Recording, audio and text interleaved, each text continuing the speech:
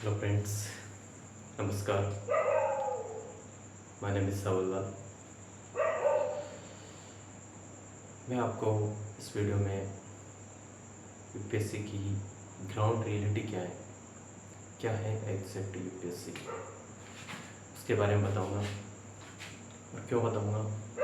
क्योंकि मैंने खुद ने यूपीएससी को 5 साल दिए हैं, 2021 टू 2026 नाउ प्रीलिम्स ओवर।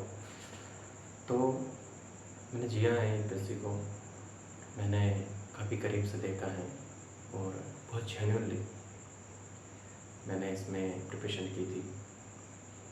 अब रिजल्ट जो भी हो, जैसा भी हो, प्रीलिम्स का पेपर आप लोगों ने देखा होगा, टफ था, मैनेजेबल। यूपीएससी है, आएगा, रिजिड है, टॉप लेवल का एग्ज़ाम है, तो मान के चलते हैं। लेकिन क्या एक्सपीरियंस रहा मेरा, क्या हुआ मेरे साथ। एक टीचर हो जो मुझे इंस्टीट्यूट में पढ़ाते हैं, और एक जो एस्पायरेंट होता है जिसने 5 साल से वो मेहनत कर रहा है, तो वो उसकी रियलिटी और एक टीचर्स की रियलिटी में बहुत डिफरेंस होता है। वो क्या बोल रहे हैं, टीचर्स के पास प्रेशर नहीं होता है, फ्री माइंड होता है। कोई टीचर से प्रोफेशन से नहीं, जेन्युइन से नहीं, सिर्फ फॉर मनी से एक दे आर टीचिंग। मैं नहीं कर रहा हूँ सभी के लिए, लेकिन जो एस्पिरेंट होता है वो, अगर उसने जेन्युइनली तैयारी की है तो वो आपको रियलिटी बताएगा कि क्या है। हो सकता है ये वीडियो थोड़ा मोनोटोनस हो सकता है, बिजी या इंटरेस्टलेस हो सकता है और लंबा भी हो सकता है, लेकिन आपको इसमें काफ़ी नॉलेज मिलेगी। मैंने बहुत सारे पॉइंट बनाए हैं, तो मैं, क्योंकि बहुत सारी बारीक बारीक चीज़ें हैं इसमें, तो ऐसे बोलते हैं तो शायद कुछ स्किप हो जाए, तो मैंने कुछ पेपर बनाए हैं। पेपर भी है मेरे पास, ये मेरे पास सी बुकलेट आई थी,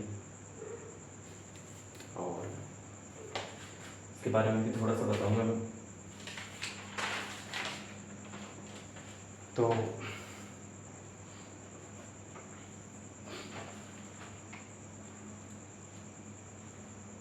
देखो क्या हुआ मेरे साथ मेन एग्ज़ाम में। सबसे पहले तो मैं बता दूँ आपको कि मैंने 2021 से नॉर्मली में, इससे पहले मेरे को कुछ आइडिया भी नहीं था कि यूपीएससी क्या होती हैं, आईएएस का एग्ज़ाम क्या होता है। मेरे बारे में मैं बताऊंगा थोड़ा बहुत, लेकिन पहले मेन चीज़ के बारे में बात कर लेते हैं। तो मेरा लास्ट अटेम्प्ट हो गया था, तो मैं थोड़ा सा क्या प्रेशर मांग रहा एग्ज़ाम। आपको नहीं आना है, लास्ट अटेम्प्ट पे जाना ही नहीं है पहले, तो इतना रिस्क नहीं लेना है। अगर आपने इतने साल दिए हैं तो ये पहली मिस्टेक। दूसरा मिस्टेक मैंने ये किया था कि जीएस फर्स्ट में आपको रिपोर्टिंग टाइम जल्दी होता है, जल्दी बुला लेते हैं, अराउंड 1 आवर बिफोर। तो मैं वहाँ पे हेड डाउन करके सोच रहा था कि यार आज डिसाइडिंग फैक्टर हैं, काफ़ी टाइम से वेट किए हैं। वो 2025 का भी दिया था, उसमें मेरे मतलब एक वो जो फीलिंग आती है ना कि जेन्युइन बस डू है, फाइनली कुछ रहा नहीं है। मेंस की भी तैयारी है और प्री की भी तैयारी है, वो वाली फीलिंग नहीं थी। मेरे को ऐसा लग रहा था कि मेंस की कहीं ना कहीं तैयारी छूटी हुई है, और मैं प्री में भी इतना, अगर मेंस नहीं होगा तो क्या प्री होगा। तो कोई ना, लेकिन इस बार जो मैंने दिया था 2026 का, इसमें मेरी मेंस की फुल तैयारी थी और प्री की भी फुल तैयारी थी। तो ऐसा क्या हुआ मेरे साथ, जिससे मैं एग्ज़ाम हॉल में 1 घंटा पहले बैठा, मैं हेड डाउन करके मैंने काफ़ी पढ़ाई की, नॉर्मली रिलैक्स, सब कुछ अच्छा था। मैंने PYQs लगाए, टेस्ट दिए, और काफ़ी अच्छे मार्क्स आ रहे थे मेरे। जीएस में भी अराउंड 90 100 आ रहे थे। सेट में तो 100+ जा रहे थे मैं बहुत कॉन्फिडेंट। हाँ,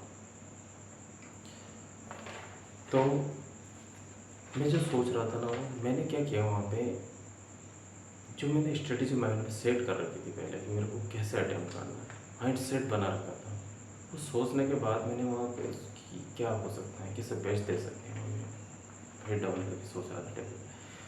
तो मैंने मेरी स्ट्रेटेजी में थोड़ा सा चेंज कर दिया और यही ब्लंडर हो गया मेरे साथ। मतलब आप जो स्ट्रेटेजी बना रहे हो उसको आपने चेंज किया, एक तो इतना बड़ा एग्जाम है, इतना सारा सिलेबस है, उसके बाद बिना उसका रिजल्ट देखे एकदम से वो अप्लाई करना बिग ब्लंडर है।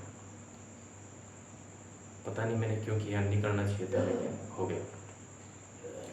तो मैंने क्या किया कि मैं जो पहले क्या है कि जैसे ही टिक मार्क करता, पेशेंसली रीड करता और उसमें जो उसका सर्कल को डार्क करता, ये मेरी स्ट्रेटेजी थी पहले। लेकिन मैंने इस बार क्या किया कि नहीं यार, इस बार अपन क्या है कि पहले एक बार रीड कर लेंगे, 50-50 को उस हिसाब से कर लेंगे, और उसके बाद सेकंड राउंड में क्या है कि अपन गोरल भी साथ में साथ पढ़ लेंगे। और जो मेरे को डाउट होगा ना, तो उसमें एक बार और मैं रीड करूँगा तो मेरे को कंपेरिजन पता चल जाएगा। तो एग्जैक्ट मेरे को क्या है कि फाइनल डिसीजन आएगा कि हाँ यार ये इसका मैंने रिजल्ट नहीं देखा और ऐसा किया। और हुआ ये कि मेरे पास सेकंड राउंड का अच्छे से टाइम नहीं मिला क्योंकि पेपर बहुत लेंथी था, मैंने देखा भी था, लेकिन एक काफ़ी PYQ लगा रखे थे। कॉन्फिडेंस होता है एक अलग लेवल का, लेकिन वो कॉन्फिडेंस UPSC क्या करता है कि हर बार कुछ ना कुछ, मेरे को पता था कि मैंने PYQ एनालिसिस किया था, UPSC हर बार कुछ तो ट्रेंड चेंज करता है। अभी भी बताऊंगा मैं अब इस बार क्या था और अगली बार भी होता रहेगा। ये नेचर है इसका, टॉप एग्ज़ाम है, रिजिड है, कुछ नहीं, कोई नहीं कर सकता। तो आप ये ना करें। दूसरा पॉइंट, तीसरा पॉइंट थोड़ा सा क्या है कि मैंने जैसे ही मेरे को ये पता चला कि यार सेकंड राउंड में टाइम कम बचने वाला है, मैंने थोड़ा सा माइंड कम लगाया और जल्दी जल्दी जो 50 था वो था उसमें, पहले मैं उसी स्ट्रेटजी में था, फिर वापस चेंज हुई और मैं उसको डार्क करने लग, मतलब सर्कल को डार्क करने लग गया जल्दी जल्दी। तो थोड़ा इसमें डाउट हो, मतलब पूरा हो गया कचरा ही, मान लो आप। GS फर्स्ट पेपर का बता रहा हूँ मैं, आ भी रहा था, सब कुछ पढ़ा था, PYQ एनालिसिस किया था। तो ये 3 पॉइंट मैंने जो बोले हैं आपको, आप ध्यान रखें, ठीक है। पहला तो लास्ट टाइम तक ना जाए, बिग रिस्क है। दूसरा पॉइंट, जो अपने माइंड सेट करके गए हों उसी पर ही स्ट्रिक्ट है, no need to do experiment at this time. और third, patiently, very patiently tick mark करें, रीड करें, ठीक है। अगर टफ है तो सभी के लिए टफ हैं, ग्रीजी है तो सभी के लिए इजी, ठीक है। तो ये मेरा GS का फर्स्ट का, अभी मैं इसका पेपर ही बताता हूँ आपको, क्योंकि बहुत सारे स्टूडेंट बोलते हैं कि यार कहाँ से आया क्या नहीं है, इसके बारे में भी थोड़ा मैं बताऊँगा आपको।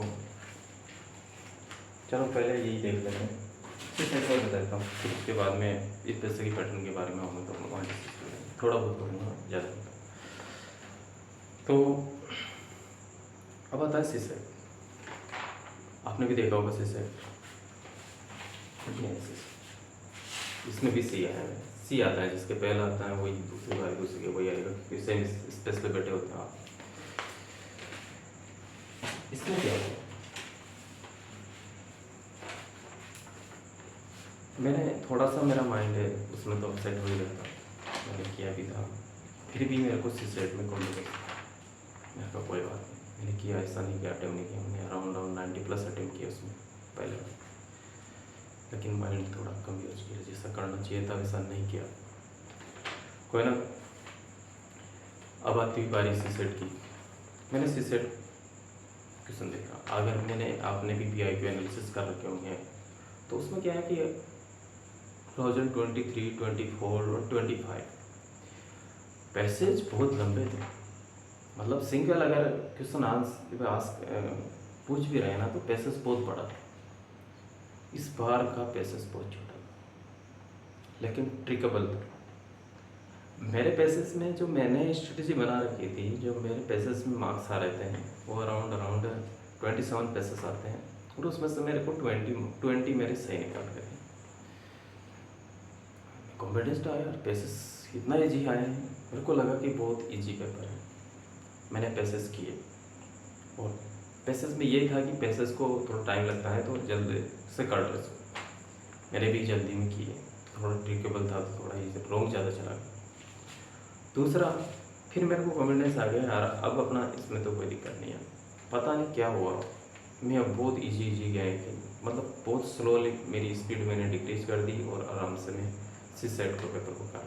जबकि मैंने ये स्ट्रेटजी बना रखी थी कि मेरे को सी सेट को ऐसा नहीं लेना है। सी सेट लेंथी पेपर होता है, इसको जितना हो सके मेरे को अटेम्प्ट करना है और फटाफट मेरे को पैसेस करने के बाद एक ओरली वापस से मेरे को फर्स्ट टू लास्ट जाना है 120। एंड इसमें जो इजी रीजनिंग के, जो रीजनिंग और एप्टीट्यूड के जो इजी क्वेश्चन मिलेंगे मेरे को उनको टिक कर लूँगा। जैसे कि अभी इसमें मैं डिस्कस करूँगा तो मैं कहें कि कुछ क्वेश्चंस में थोड़ा सी सेट का इस बार रीजनिंग भी थोड़ा मेरे को लगा कि हालांकि हर बार ही आता है डिफिकल्ट, लेकिन इस बार था थोड़ा, कुछ में तो आंसर ही निकल रहे थे, स्टिक हो गया था वहाँ पर कुछ में। तो कुछ थे हार्ड भी थे, तो हार्ड वो जानबूझ से डालते हैं आपको वहाँ पे स्टॉप करने के लिए। और इस बार यूपीएससी ने जानबूझ के प्रेशर डाला है एस्पायरेंट पे, लेंथी पेपर दिया है। अभी मैं बताऊंगा कि मतलब जीएस फर्स्ट और जीएस सी सेट में दोनों में आप देखोगे इसमें तो मतलब कुछ पैटर्न सिमिलर है, ठीक है, वही मैं बताऊँगा अभी, थोड़ा सा डिस्कस करके बताऊँगा। तो मैं मतलब स्पीड स्लो कर दी मैंने, और मेरे ऐसे ऐसे क्वेश्चंस जैसे कि ब्लड रिलेशन वाले क्वेश्चंस हैं जैसे, और दूसरा क्या है कि अल्फ़ाबेटिक वाले क्वेश्चंस हैं, वो भी मेरे क्या है कि मैं 40 तक पहुंचा, सी सेट करने के बाद 40 तक पहुंचा, उसके बाद मैं पहुंचा नहीं तो मेरे क्वेश्चन छूट गए। क्वेश्चन सी सेट में अगर आपके आते हुए क्वेश्चन छूटने का मतलब आप कंफर्म इसको ना पार नहीं कर पाओगे। तो सी सेट के साथ भी मेरा ऐसा लोचा हो गया। कोई ना, जो हुआ सो हुआ। ये मेरा लास्ट अटेम्प्ट भी था और मैंने एक बेग को भी ये भी कर दी कि मैं लास्ट अटेम्प्ट तक ऐसा इसको खींचता गया। उसका रीज़न ये था यार कि मेरे पास गाइडेंस की कमी थी। एक मैं विलेज बैकग्राउंड से आता हूँ, फिर मैं डिटेल में बात करूँगा मेरे विलेज बैकग्राउंड के क्या है क्या नहीं है। और दूसरा गाइडेंस कुछ भी नहीं था, मैं अपने हिसाब से वीडियो वगैरह देखता था। और आजकल इतना वीडियो इतना है, कोई लोग तो मतलब ज़बरदस्ती हवा बनाने के लिए उनको डेली ना एक हॉट इश्यू चाहिए, इस पेरेंट क्या कर रहा है क्या नहीं कर रहा, और उसको ना उसमें बस व्यूज़ को लिए कुछ भी किसी के लिए मतलब उनको एक वीडियो डालना है, शॉर्ट डालना है और करना है, ऐसा कैसा है टेलीग्राम, उसमें अनगिनत पता नहीं क्या क्या आते हैं। तो आप ना इन चीज़ों पे भटको ना, एक जेन्युइन चीज़ पे देखो कि रियलिटी क्या है, ठीक है। और इसके लिए मैं भी किसी को प्रमोट नहीं कर रहा हूँ, एक रियलिटी बता रहा हूँ मैं। कोचिंग लेने की भी ज़रूरत नहीं है, सही बताऊँ इसमें। आपको इस एग्ज़ाम में क्या क्या चीज़ें और हैं मैं पॉइंट वाइज बताऊंगा, लेकिन एक नॉर्मल बता रहा हूँ कि कोचिंग की कोई ज़रूरत नहीं इसमें एक जनरलाइज्ड व्यू की ज़रूरत है। इकोनॉमिक्स पढ़ोगे नहीं है इतनी ज़रूरत है आपको, इकोनॉमिक्स में अंदर घुसने की नहीं है ज़रूरत। नॉर्मली क्वेश्चन आते हैं, आप यूट्यूब पर वीडियो देख के समझ सकते हो, उसके अपने बहुत अच्छे से एक्सप्लेन होगा। कोई भी यूट्यूब पे वीडियो डालता है तो बहुत तैयारी करके तरीके से डालता है, वो पब्लिक के लिए जाता है। और कोचिंग पे पढ़ाने वाला हो सकता है उतना डिपेंड नहीं हो, बहुत सारे वीडियो हैं यूट्यूब पे, एक ने आ रहा समझ में आ रहा, दूसरा आ रहा, तो मिल जाते हैं, ऐसी कोई दिक्कत नहीं है कि नहीं मिलेगा, मिल जाते हैं। मैं इस कोचिंग के अगर आपको थोड़ी बहुत सस्ती मिल रही है तो ले लो, बाकी 2-3 लाख रुपए वेस्ट करने की कतई ज़रूरत नहीं। ये पैसा आपको लास्ट में काम आएगा। इस एग्ज़ाम आपको ये भी सिखाएगा कि what is the value of money really. अगर किसी से आपको 1 रुपया लेना है ना तो लो, this not about the stinginess, it about the respect of money. क्योंकि जब ज़रूरत पड़ेगी ना कोई 1 रुपया नहीं देगा आपको। मैंने स्टार्टिंग में कमाए थे 500, 1000 रुपये में ऐसे बांट देता था, ऐसे दोस्तों को देता था। इस जर्नी में आपको आपके रिलेशनशिप भी फिल्टर हो जाएंगे कि कौन जेन्युइन रिलेशनशिप क्या है, और मनी की रेस्पेक्ट करने लग जाओगे। आपकी रियली मनी क्या होती है, बहुत बड़ा फैक्टर होती है। और टाइम की तो रेस्पेक्ट करोगे आप, कुछ भी टाइम वेस्ट नहीं करोगे अपने लाइफ में। आगे भी एक पर्सनालिटी को साफ तो करती हैं, तो इसमें भी डिस्कस करूँगा मैं। तो एक मोटा सा मैंने एक आइडिया दिया आपको कि क्या है। अब देखो मैं क्वेश्चन के बारे में ये है,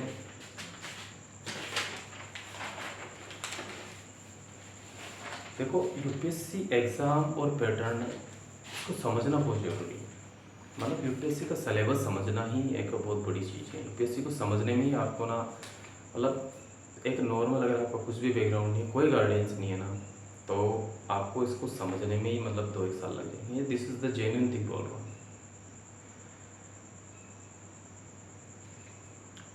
इसलिए मैं बोल रहा हूँ कि कोचिंग की तो इतनी ज़रूरत नहीं है, लेकिन आप अगर मेंटरशिप ले सको इसमें, मेंटरशिप को मैं इंपॉर्टेंस दे रहा हूँ। मैं ये नहीं कह रहा हूँ कि आप किसी से लो, किसी के प्रमोट कर रहा हूँ, मैं पर्सनली मैंने जो एक्सपीरियंस किया है।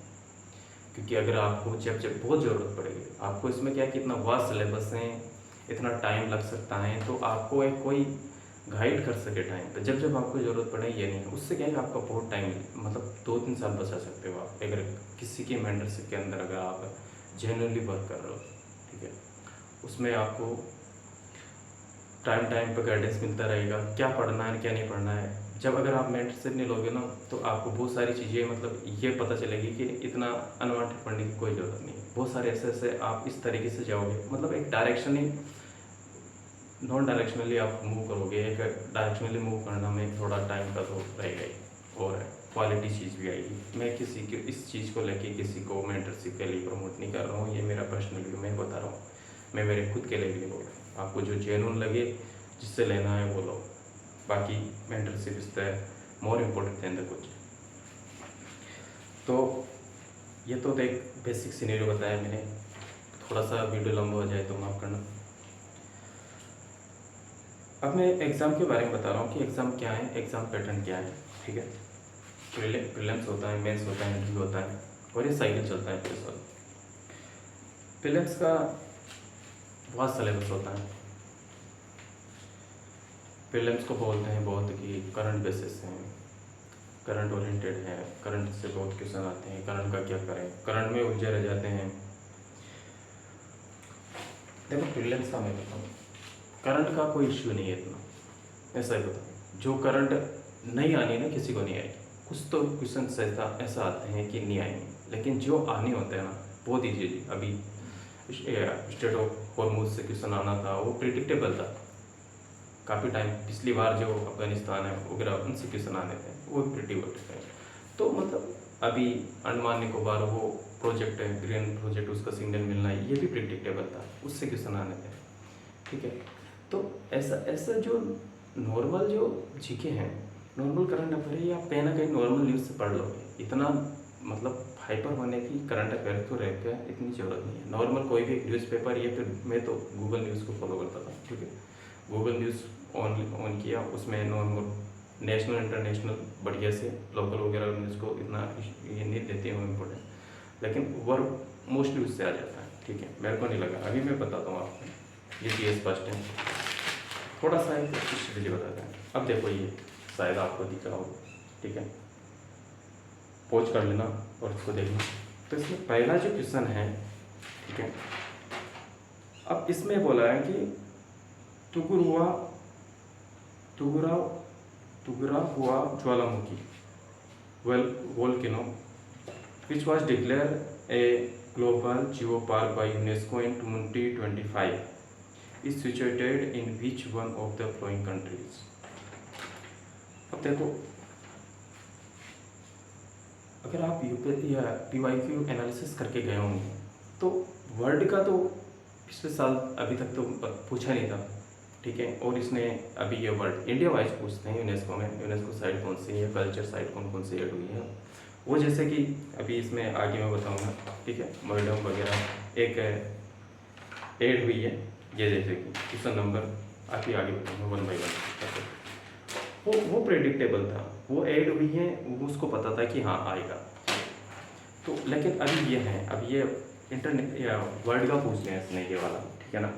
तो ये थोड़ा सा अनप्रिडिक्टेबल हो गया है, लेकिन फिर भी कोई ना, ये चलता है। Question number 2, Mahadev national park, ये देखो महादेव नेशनल पार्क।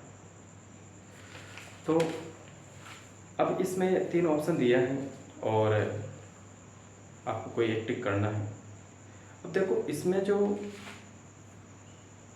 आप टिक करोगे तो देखो यहाँ पे ये राजस्थान में तो मेरे को लगा था कि ये नहीं है, ठीक है ना। राजस्थान इसका क्वेश्चन नंबर या ऑप्शन 1 और 2 है। तो ये इससे अगर आप एलिमिनेट भी करोगे, वैसे भी अगर देखा जाए ज़्यादा, तो मैं तो बताऊंगा आपको कि एलिमिनेशन के पीछे ना भागे। एलिमिनेशन वर्क करती है लेकिन कोई गारंटी नहीं, ठीक है। एलिमिनेशन वर्क करती है लेकिन कोई गारंटी नहीं है। अपना माइंड अगर आपको नॉलेज है तो ही लगाएं, नहीं तो कंफर्म उसमें 50-50 तक पहुंच जाओगे, लेकिन फिर भी कोई गारंटी नहीं है। लगा लो थोड़ा बहुत, लेकिन इतना ब्लाइंडली मत जाओ, ठीक है। तो इसमें देखो आप, with reference to Madhav national park which of the following statement is are correct. Okay, ये देख लो। It was declare a tiger reserve in India in 2025 है। Sakhya Sagar which is designated as the Ramsar site is situated. अब ये इतना deeply अपन को पता नहीं होता है। Its area is safe between the Madhya Pradesh Rajasthan. तो ये मैंने क्रॉस किया था कि ये शायद ये राजस्थान से बिलोंग करता हूँ मैं, तो मेरे को आइडिया था ये। तो ये मैंने क्रॉस करने के बाद मैं आ गया था 50-50 का कि ये एरिया है। फिर मेरे को एग्जैक्ट पता नहीं था कि ये एरिया इसमें क्या है, ठीक है। इसका ऑप्शन ये है। तो थोड़ा कर सकते हैं अपन, ऐसा नहीं है, लेकिन थोड़ा ध्यान रखिए। अब ये जैसे कि ये क्वेश्चन नंबर 3 देखो आप, ये अंडमान निकोबार के बारे में, ये प्रिडिक्टेबल था, ये आया, ठीक है। तो करंट ऐसा आती है, करंट का मतलब इतना इश्यू नहीं मत लेना। दूसरा क्वेश्चन नंबर ये 4 देखो आप, अगर आपको दिख रहा हो तो इसमें देखा गया है कि पेनिनसुलर ब्लॉक ऑफ इंडिया, इसके रिगार्डिंग इसके फीचर्स पूछे गए हैं। Geographical feature which of the flowing geographical feature of phenomena associated with the peninsular block of India. तो 3 ऑप्शंस हैं और 3 ऑप्शंस में आपको टिक मार्क करना है। तो ये एक नॉर्मल जियोग्राफिकल क्वेश्चन है, इसको लगभग आपने कर दिया होगा, ठीक है। इस क्वेश्चन नंबर 5 देखते हैं। ये क्वेश्चन नंबर 5 थोड़ा सा देख रहा हूँ बस, ये लास्ट, इसके बाद आगे इसका अगर डिस्कस करना होगा तो देखेंगे बाद में, लेकिन अभी बता। अब देखो ये जो पैटर्न आया ना क्वेश्चन नंबर 5 वाला, अच्छे से देख लो इसको। ये क्या है कि यूपीएससी ने नया डाला है, इससे पहले का पैटर्न ये सब था ही नहीं पहले, ठीक है।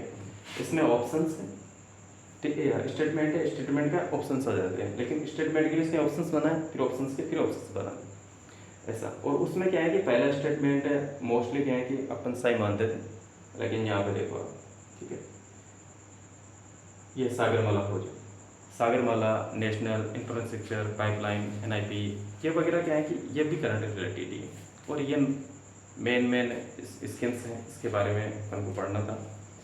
तो ये हालांकि सही है। तो ये इस टाइप से, अब इसमें क्या है, क्या ऑप्शंस को लेकर क्या प्रॉब्लम क्या है, इसमें आप ऑप्शंस देखोगे ना तो लगभग सिमिलर है। देखो आप, Sagarmala project seeks to achieve port led economic programme through the cost effective and sustainable coastal structure. The success of the Sagarmala project is reflected in the significant growth in the coastal and inland waterways shipping, along with the improved global port ranking. Sagarmala 2.0 aim to position India as a global maritime innovation hub, along with the Atmanirbhar Bharat and और विकसित भारत। अब इसमें थोड़ा सा difficult हो जाएगा इसको करना, और इसके ऑप्शंस भी हैं। तो एक तो क्या है, ये लंबा हो गया, प्रेशर में आ जाता है इंसान, और वो जानबूझ के ऐसे प्रेशराइज वाले क्वेश्चन डालते हैं, ठीक है। तो ये नया पैटर्न है, तो थोड़ा, और ऐसा कैसा पैटर्न में से मैं बताऊँगा कि उन्होंने दिया है ऐसा। इसके बाद अब ये देखो आप, कंसिडर क्वेश्चन नंबर 6 देखो, consider the following statement about the, अब ये एक तो नाम भी इतना डिफिकल्ट था इसमें, फॉक्सटेल ऑर्किड, ठीक है, ये एक फ्लावर्स है।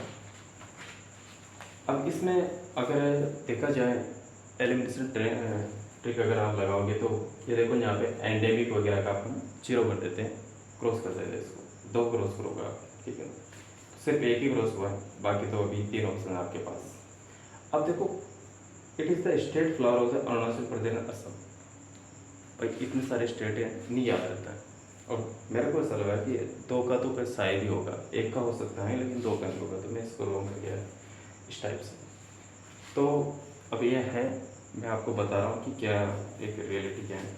अब इसमें देखो आप, ये मोइड है। अगर आपने यूपीएससी या क्वेश्चन नंबर 7,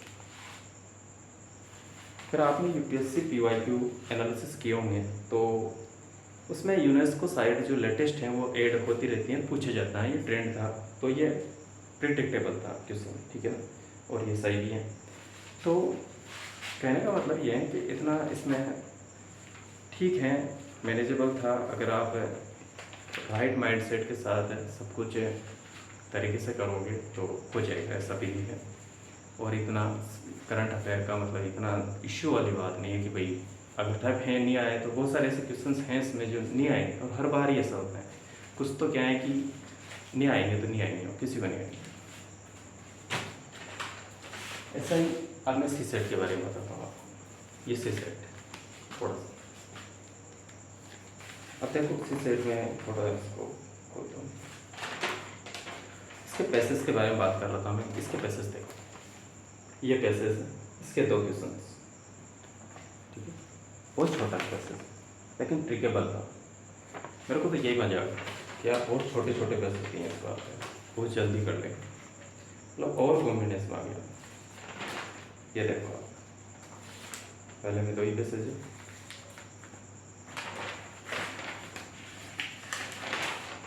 ये देखो नेक्स्ट पैसेज, छोटा सा पैसेज, और इसके भी देखो 2 आंसर। तो आप पेपर देखा है आपने, और ऐसा पैसेज तो लगभग सेम ही हैं सभी, ऐसे छोटे छोटे ही हैं, ठीक है। और एक पैटर्न बता रहा था मैं आपको कैसा है, ये देखो ऐसा का ऐसा ही पैटर्न जीएस जो मैंने आपको बताया था, वो अभी जीएस फर्स्ट में क्वेश्चन नंबर 41 में देखो आप, स्टेटमेंट दिए हैं इन्होंने, ठीक है। स्टेटमेंट भी थोड़े डिफिकल्ट से ही हैं, ठीक है। अभी मैं पढ़ूँगा तो देखो, protecting the environment is an existential exigency for humans given the impact of environmental degradation on the climate change. Scientific consensus has not been achieved with regard to the extent of the contribution of the human intervention to climate change. Environmental activism include climate altruism and other extremist point of view that often become the focus of the climate change denial. तो ये लगभग आप अच्छे से पढ़ोगे करोगे, क्योंकि आप प्रेशर में हो तो शायद ये डील नहीं कर पाओगे। उसके बाद ये ऑप्शंस दिए हैं आपको, ठीक है, स्टेटमेंट पर सेक्टर है, और इसके भी ऑप्शंस के ऑप्शंस। मैं कह रहा था कि वैसा का वैसा ही पैटर्न जैसा उसमें फॉलो किया था वैसा ही, ऐसा ही इसमें देखोगे आप 42 में, इसमें मैचिंग वाला क्वेश्चन है। लेकिन इस मैचिंग वाले क्वेश्चन में मेरे को ये यहाँ में था, मेरे को पता था कि ए और बी में है, मेरे को पहला श्योर हो गया था, क्योंकि ये इनफॉर्मल और फ्रंट होता है, ठीक है, पहला जैसे मैं इसमें पी वाले में गया तो पी वाले में 3 और 4 है, ठीक है।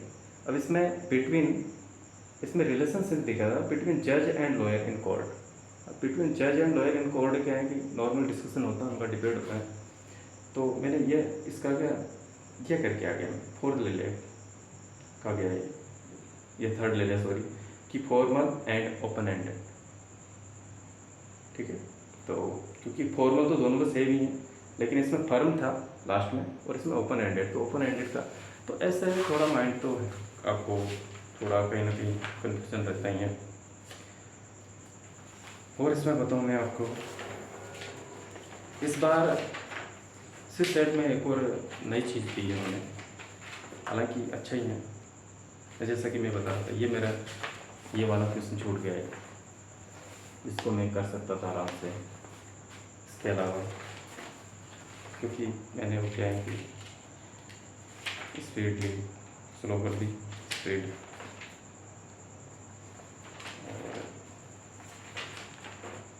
एक ये सन डॉटर रिलेशन वाला, फैमिली रिलेशन वाला 74, ऐसे बहुत सारे, एक 72 बहुत ईजी क्वेश्चन है। ऐसा नहीं मैंने सेट की तैयारी बहुत अच्छे से की और मेरे मार्क्स भी अच्छे आए थे, कॉन्फिडेंट था कि यार कुछ नहीं। एक इसमें सेट में ये चीज़ें एक और बताता हूँ मैं आपको, इसमें क्या नया चीज़ किया है उन्होंने। ये सी सेट में तो यही है, एक इसमें किया था नया तो जीएस फर्स्ट में इस बार एथिक्स की क्वेश्चन पूछे हैं, बताओ 4 क्वेश्चन एथिक्स के पूछे हैं 69 से 66 से। एथिक्स की क्वेश्चन कभी नहीं पूछे हैं, पहली बार पूछे हैं ये पहला। हालांकि सही है मेरे, ऐसा नहीं है सारे क्वेश्चन सही है उसके, लेकिन लेंथी बहुत। अभी एक ही क्वेश्चन है इतना बड़ा है, वो आपको प्रेशराइज करना चाहते हैं, प्रेशर में डिसीजन लेना सिखा रहे हैं। तो मैं कह रहा हूँ कि मैनेजेबल हैं, मैनेज कर सकते हो आप, ठीक है। तो 4 क्वेश्चन कम नहीं होते हैं, ये देखो यहाँ तक। तो ये तो मैंने एक मोटा मोटा आपको पेपर के बारे में बताया कि यूपीएससी है, सी सेट के बारे में, सॉरी करंट अफेयर के बारे में थोड़ा मैं बता दूँ। ये यूपीएससी की एग्ज़ाम का प्रीलिम्स मेंस और इंटरव्यू के बारे में बात कर रहे थे अपन। तो प्रीलिम्स में मैंने जीएस फर्स्ट और सी सेट के 2 पेपर होते हैं, और इसका क्या फाइनल कंक्लूजन निकला। करंट का ज़्यादा इसमें हवा नहीं करेगी, क्या है क्या नहीं है, नॉर्मली मैनेजेबल हो जाता है, और जो नहीं आएगा वो किसी को नहीं आएगा, ठीक है। दूसरा जो करंट का है, देखो प्रीलिम्स में क्या है कि यार अगर मैं जीएस की बात करूँ तो इसमें कोई पिन पॉइंट सिलेबस डिफाइन नहीं है। मेंस में है, मेंस में कम से कम 1-2 पेज के सिलेबस दिए हुए हैं, लेकिन प्रीलिम्स में नहीं है। प्रीलिम्स में नहीं है तो ये कहीं से भी पूछ लेते हैं।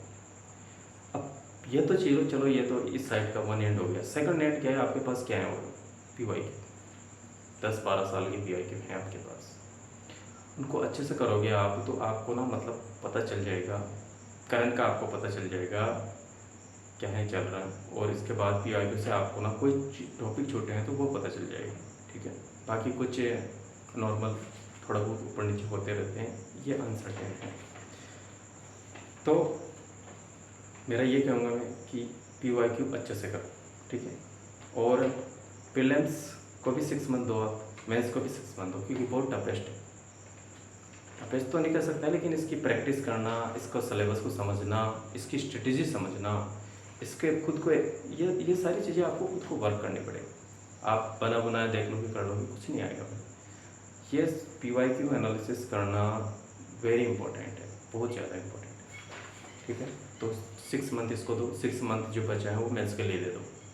कम पड़ता है, मैं मानता हूँ कि खुद अगर ऑप्शनल देखा जाए तो ऑप्शनल पीजी लेवल का आता है, और ऑप्शनल को करने में आप कम से भी कम 6 महीने से 1 साल लग जाए। मेरे फिजिक्स ऑप्शनल था। अब फिजिक्स ऑप्शनल मैंने क्यों लिया, क्योंकि मैं खुद IIT JEE नीट वगैरह को फिजिक्स पढ़ाता था, और मैंने कुछ पेपर पीवाईक्यू देखे, डिसाइडिंग फैक्टर होता है कि कर पाएंगे नहीं कर पाएंगे। तो मैंने देखा था एक पेपर में कर रहा था, कुछ पहले पूछे भी जाते थे, अभी थोड़ा ट्रेंड भी चेंज हुआ है, कम पूछे जाते हैं, लेकिन हाँ मैनेजेबल है। तो लेकिन बाद में मेरे को फील हुआ है, क्योंकि गाइडेंस था नहीं उस टाइम पे, बाद में मेरे को फील हुआ कि बहुत सारी चीज़ें जो मैंने इंजीनियरिंग की है, ठीक है, और मैंने BSc MSc नहीं की हैं, तो मेरे को इसमें 1 साल लगा।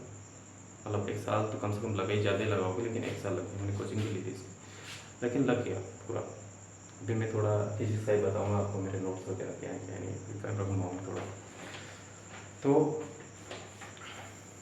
6 मंथ प्रीलिम्स को दो आप, इसमें आपको बहुत सारी चीज़ें, क्योंकि कोई चीज़ पिन पॉइंट नहीं है आपको पीवाईक्यू समझने में, सारी चीज़ें कोई अगर नॉलेज गैप है तो उसको समझने में, और इसकी खुद की स्ट्रेटेजी पीवाईक्यू के ऑप्शंस किस आते हैं क्या नहीं, उसको समझने में टाइम लगता है, तो रिस्क नहीं ले सकते। तो दे दो, कोई नहीं है। प्रीलिम्स में प्रेशर का गेम होता है और पेशेंस का गेम होता है। उसके बाद देखो ये जो यूपीएससी है ना, ये आप एक पैटर्न नहीं है, आपको उससे पास होना पड़ेगा, ठीक है। धीरे धीरे आपको समझ में आएगी कि चीज़ें क्या हैं, ऐसे नहीं आएगी।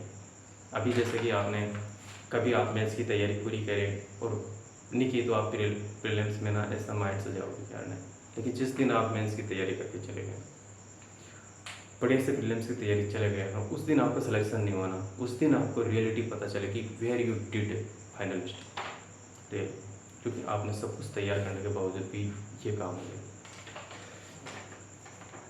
और हर बार यूपीएससी ये माइंडसेट भी क्रिएट तभी होगा जब आप खुद एनालिसिस करोगे। तो यूपीएससी क्या है कि हर बार नई स्ट्रेटजी से कुछ ना कुछ क्वेश्चन आती है आपको पैनिक करने के लिए। ये माइंडसेट आप रखो पहले से कि ऐसा कुछ आएगा तो बोल रहे। ये सब कब आएगा? जब आप इस प्रोसेस से थ्रू होगे। अभी मेरी बात ऐसे बहुत सारी यूट्यूब पे आप देखोगे, मेरी बात शायद आपको होने लगे जिस दिन आप तैयारी करके जाओगे ना, उस दिन अगर आप देखोगे तो ये चीज़ अलग है। सीसेट में कोई भी सीसेट को हल्के में ना लें, रियली, चाहे वो ऐसे इसमें शॉर्ट हो या लॉन्ग हो, कुछ भी हो। मैंने सीसेट में जो गलती की आपको ये बता दूँ कि सीसेट को हल्के में ना लें, लास्ट सेकंड तक आपको अपना रिदम मेंटेन रखें, अपनी स्पीड को मेंटेन रखें, कभी भी थोड़ा भी लूज मत हो उस पर, ठीक है। तरीके से करो, लेकिन इसको क्या है कि ये बहुत लेंथी होता है पेपर, तो इसको कंप्लीट करना बिग टास्क है, ठीक है। तो यही मेरे ये, और कुछ इसमें ऐसे क्वेश्चंस होंगे जो आपको पसंद है कि आपको स्टॉप करने के करियर के थ्रू वर्क करेंगे, उस पर स्टॉप ना हो, उस पर स्टिक ना अगर नहीं आ रहे हैं तो पहले देख लो, पहले हल्के से कर लो, उसके बाद जब आपके पास टाइम है, आपने ये कर लिया, पैसेज कर लिया, सबकी अपनी स्ट्रेटजी को क्या करते हैं, लेकिन मैं ये करता है पैसेज कर लिया और एक बार उसको ओरली देख लो कि हाँ कोई क्वेश्चन ऐसा है जो फटाफट हो जाएगा, उसको कर लो। उसके बाद फिर रिस्क लेना है कि देखो कि हाँ इसके आंसर आ जाएंगे मेरे से, तो उस पर चलाओ। तो कुछ फिर भी ऐसे क्वेश्चन आपको पता लगेगा कि यार उसमें आपको लग रहा है कि आंसर नहीं बन रहा है, तो उसको फटाफट छोड़ो, ब्लाइंड केस ना करें। तो ये तो मैंने आपको इसके पेपर के बारे में, प्रीलिम्स के बारे में बताया कि क्या रहा क्या नहीं रहा और क्या चीज़ों का आपको ध्यान रखना है। कोई बात नहीं, मेरा जैसा भी होगा देखते हैं अभी। हालांकि मेरे को पता है कि शायद थोड़ा सा ऐसे ही, लेकिन फिर भी मेरा एक्सपीरियंस आपके काम आए, एक जेन्युइन तरीके से मैं आपको सारी बात बता रहा हूँ। मैं नहीं तो मेरे छोटे भाई बहन, जितना मैं कर सकता हूँ। बहुत सारी चीज़ें सीखी हैं मैंने इससे, क्या मैं बताऊँगा आपको।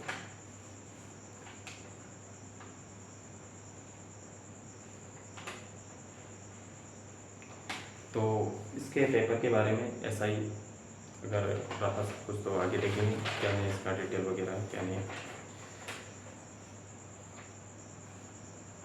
अब थोड़ा सा मैं इसके बारे में डिटेल से बात करता हूँ मैं, थोड़ा सा अगर वीडियो लंबा हो जाए तो, हालांकि काफ़ी आपको इन्फॉर्मेटिव चीज़ मिलेगी। यूपीएससी किस पे बेस है? यूपीएससी के पिलर क्या है? यूपीएससी 3 चीज़ों पर बेस है मेरे अकॉर्डिंग, मैं अपने अकॉर्डिंग कैटेगरी कर रहा हूँ। पहला तो क्या है कि लॉन्ग जर्नी है, बहुत सिलेबस है इसमें, ठीक है। 3 स्टेप होता है, प्रीलिम्स, मेंस और उसके बाद प्रीलिम्स में आपको प्रीलिम्स, मेंस और प्रीलिम्स में भी आपको मैंने जैसा बताया आपको रिसर्च करनी पड़ती हैं, ऑप्शन से अंडरस्टैंडिंग करनी पड़ती है इसमें। मेंस में अगर बात करूँ मैं तो ऑप्शनल सब्जेक्ट होता है, और मैंने बताया ऑप्शनल भी अगर अच्छे से करो, आप पीजी लेवल का बताएं तो 6 महीने से साल भर लग ही जाता है। तो लॉन्ग जर्नी क्यों है इसमें, ये चीज़ बता रहा हूँ मैं। बहुत सिलेबस क्यों है इसमें वो बता रहा हूँ मैं। एक अपने आप में एक 6 महीने के लिए वो सीसेट प्रीलिम्स चला जाता है, साल भर के लिए ये अपना ऑप्शनल चला जाता है। तो और ऑप्शनल लेने में अच्छे से डिसाइडिंग फैक्टर ये होता है PYQ, लेकिन अच्छे से एक बार मैं ऑप्शनल अगर मैं चूज़ करता तो मैं तो पहले GS की तैयारी करने से पहले ऑप्शन चूज़ कर चुका था, लेकिन मेरे हिसाब से आपको ना पहले जीएस की तैयारी करके फिर ऑप्शनल स्विच करना चाहिए थी। उससे क्या है कि आपको जो करंट ओरिएंटेड बेसिस से पेपर हैं उसमें क्या है कि अपना फ़ायदा भी होता है। साइंस के क्या है कि अच्छे हैं, स्टडी हैं, कुछ भी नहीं है, लेकिन थोड़ा सा आपको टाइम लग सकता है। अगर आपके पास टाइम है, आप करना चाहते हो तो कर सकते हैं। उसके बाद अब देखो इसमें लंबा क्यों है, इसकी एक चीज़ बता रहा हूँ। तो एक तो मैंने आपको बताया कि ऑप्शनल का, दूसरा क्या है उसमें एथिक्स और ऐसा है, एथिक्स ऐसा है और ऑप्शनल डिसाइडिंग फैक्टर होता है। इसी से पता है, इसी से आपका सिलेक्शन होता है, आप इन हो आउट हो। लेकिन ऐसी कैसे को भी आपको प्रिपेयर करने में साल भर लग जाते हैं, ऐसा इतना ईजी नहीं है, ठीक है। एक साल तो आपका इसमें चला गया ऑप्शनल में, और एक साल आपका एथिक्स में चला जाता है। एक साल जीएस फर्स्ट सेकंड थर्ड में मान लो आप 3 साल हो गए। एक साल आप स्टार्टिंग में सीरियस ना भी होते हैं, 4 साल हो गए। जिस साल सीरियस होते हैं, जिस साल आप देते हो ना, 5 साल हो गए। मतलब कहने का मतलब ये लॉन्ग जर्नी, ठीक है, ये लॉन्ग जर्नी है, इसको बहुत कॉन्शियसली देना है आपको। इसमें एकदम से आप ना पास नहीं सकते, आपको फेलियर से ही स्टार्ट होगा एकदम से। मतलब कोई बहुत ही लकी होगा कोई जो मतलब एकदम से सारा कर लिया, या तो उसके पास बहुत सॉलिड गाइडेंस होगा जो उसको उंगली पकड़ के उसको बताना कि ये पढ़ना है, ये नहीं पढ़ना है, ये इसके प्रिपेयर्ड नोट्स हैं, ये बस ये कर ले, ऐसा होगा। बाकी ना विदाउट फेलियर, इससे तो आपको ना इसमें पास मतलब ऐसा इस एग्ज़ाम के प्रोसेस से पास होना पड़ेगा, और धीरे धीरे तो थोड़ा सा लॉन्ग जर्नी है। बहुत सारे गरीब जिसका वीक फाइनेंशियल सिचुएशन होती है, बैकग्राउंड होता है, मैं उनको ये कहना चाहूँगा कि यार एक बार अगर आपके पास मतलब ये भी अभी आ रहा हूँ कि कब स्टार्ट करना है, इस पर अभी आऊँगा, ठीक है। मेरे पास पॉइंट लिख लेते हैं मैंने, ताकि आपको एक स्टेप बाय स्टेप चीज़ें पता है। तो अपन इसकी बात कर रहे थे टाइमिंग की कि लॉन्ग जर्नी क्यों है। पहला जो मैंने बोला है कि इसमें इसके 3 पिलर है, उसमें से कि पहला लॉन्ग जर्नी है। तो यह इसमें 5 साल का भी जाता है।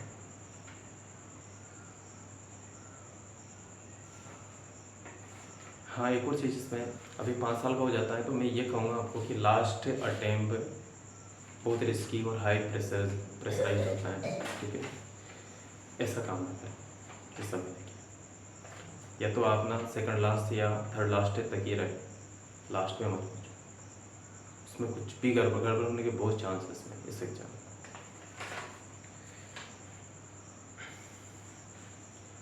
उसके बाद जो सेकंड जो पिलर है इसका, सेकंड जो मैं बताऊँ वो है हार्ड वर्क।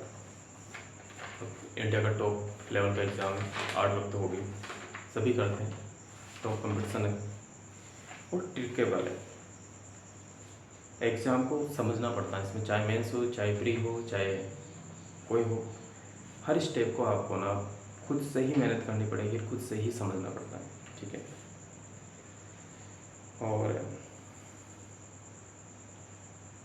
गाइड, अभी मैंने आपको मेंटरशिप के बारे में बताया था। मेंटरशिप में मतलब मैंने ये बोला आपको, बहुत सारे ऐसे वीडियोस टेलीग्राम हो या यूट्यूब पे हो या कुछ भी हो, पैसों के लिए मतलब जेन्युइनली कोई अगर जेन्युइनली आपको मेंटरशिप दे, तो ऐसा नहीं कि मतलब बस पैसों के लिए सेल हो रहा है, ये सब कुछ हो रहा है। आपको खुद से यहाँ से अच्छा लगेगा कि हाँ यार ये तो वो मैं मेंटरशिप पर जोर इसलिए दे रहा हूँ कि मेरे को लगता है कि मेंटरशिप पर ज़्यादा जरूरत है कंपेयर टू।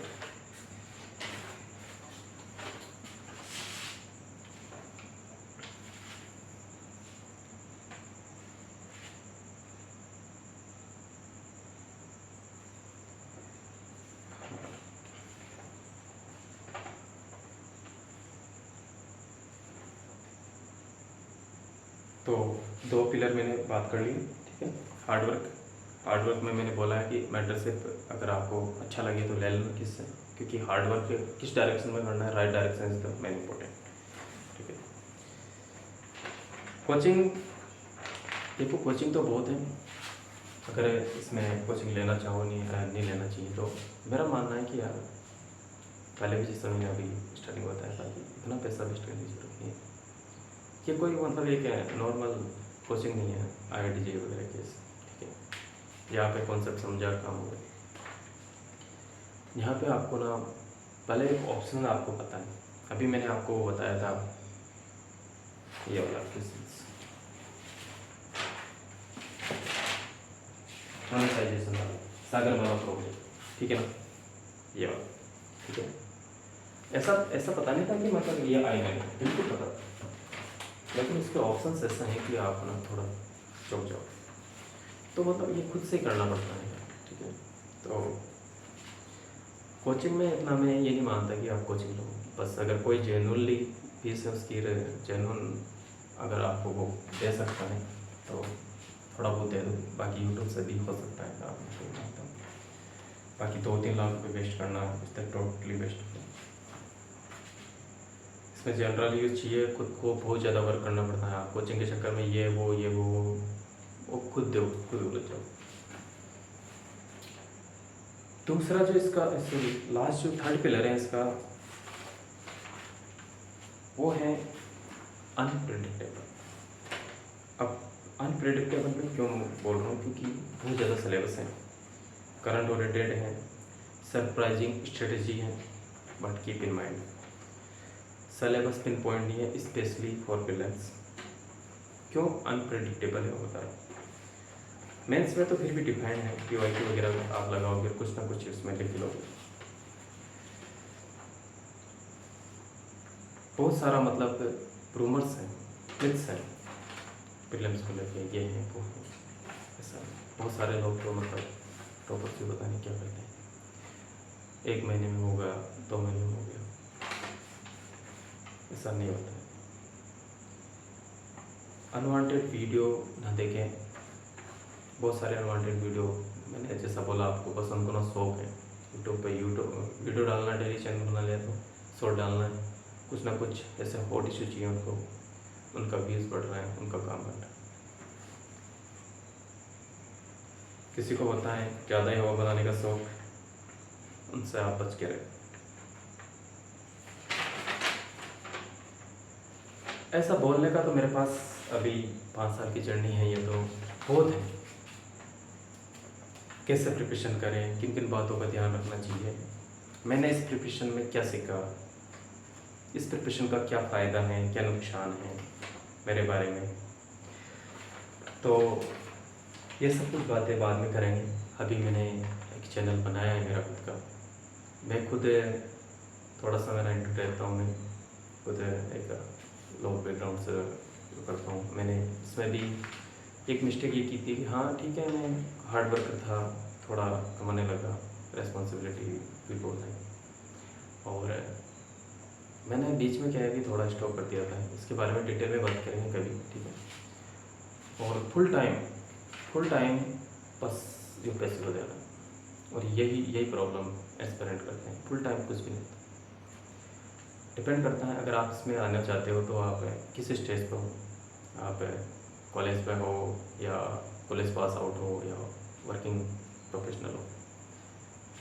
तो अगर आप कॉलेज में हो, इसकी तैयारी करना चाहते हो तो कर लो, टाइम है आपके पास,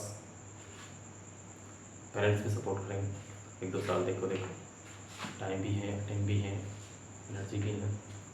और अगर आप वर्किंग हो, ठीक है, तो आपको बहुत कॉन्शियसली, थोड़े आप कॉलेज पास आउट हो तो कॉन्शियसली स्टेप लेना है, क्योंकि ये लंबी जर्नी खींच जाती हैं, अनप्रेडिक्टेबल हैं, आपको प्रॉब्लम आ सकती हैं फैमिली, अगर आपकी सपोर्ट नहीं है तो होती, मतलब इसमें ऐसा, क्योंकि इसका सिलेबस इतना वास्ट है कि दी एंड होता ही नहीं है, ठीक है।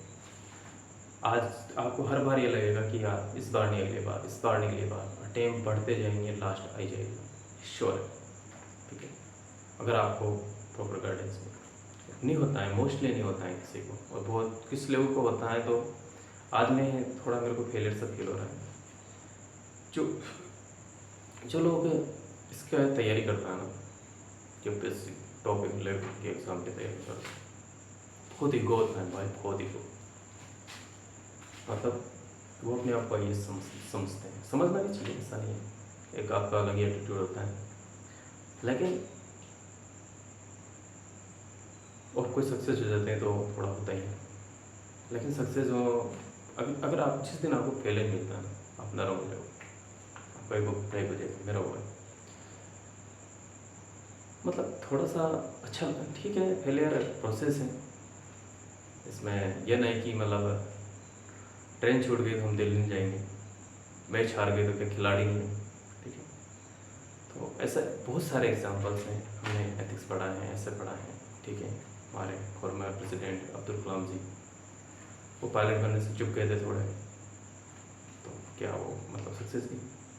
एलन मस्क इस पर ऐसा नहीं बना है, कितने उनके फेलियर हुए हैं, कितने करोड़ों का प्रोजेक्ट फेलियर हुआ। तो failure is not a big issue, और this is the graph of the life between your deeds and life is and time. So ups downs हैं इसके, result is the only data according to me. And अगर आप जैसा बोलते हैं ना, success is not final and failure is not fatal, this is the count of life. तो आपको कोई भी चीज़ माइंड में नहीं करना है, सक्सेस हो भी जाओगे तो भी आपको वर्क करना है, स्टेप पार कर ली तो कोई बात नहीं, वो करना है। फेल हो भी जाओगे तो कोई बात नहीं, थोड़ी सी हार्डशिप आपको हो आएगी। अभी मेरे पास है थोड़ा फाइनेंशियल इशू भी हैं, और जिस समय बना रहा हूँ मेरे पास अभी इतनी ऑनलाइन का एक्सपर्टीज़ भी नहीं है। वीडियो एडिटिंग कैसा होता है, वीडियो कैसा बनाते हैं, थोड़ा बहुत देखा है मैंने, चैनल क्या होता है मैंने देखा है वहाँ पे, बस दूसरों का देखा था, अपना तो खुद के बारे में सोचा भी था। और ऑडियो वगैरह भी, माइक वगैरह भी नहीं है अभी, ये इससे बना रहा हूँ, पता नहीं वॉइस कैसी है। ये भी मेरे ब्रदर के लिए हुए हैं। तो हैं यार, प्रॉब्लम्स तो हैं, और देखते हैं। इसमें आप मेरे को अपनी सजेशन देना। मैंने बस एक आपको जनरल व्यू दिया है, क्या है क्या नहीं है। बहुत सारे और भी टॉपिक्स हैं मेरे पास, अगर आपको मेरी हेल्प होगी तो मैं मेरा ईमेल एड्रेस भी इसमें अटैच करूँगा। मैंने चैनल बनाया है, चैनल का बनाने का भी एक नाम है मेरा इस चैनल का, इसके पीछे भी एक स्टोरी है, उसको मैं बताऊँगा आपको, और भी बहुत सारी बातें हैं।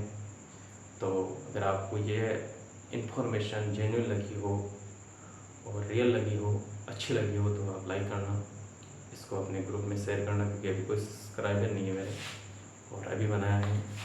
आप मेरे को अपने सजेशंस और अपनी जो भी आप भेज सको, ठीक है, कमेंट करना मेरे को।